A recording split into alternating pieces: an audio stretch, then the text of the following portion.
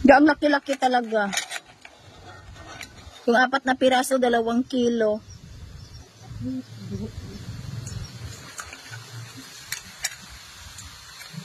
Kila? 2 kilo na? Jutay ko lang mag 2 kilo? Alimango? 4 na piraso, 2 kilo. 4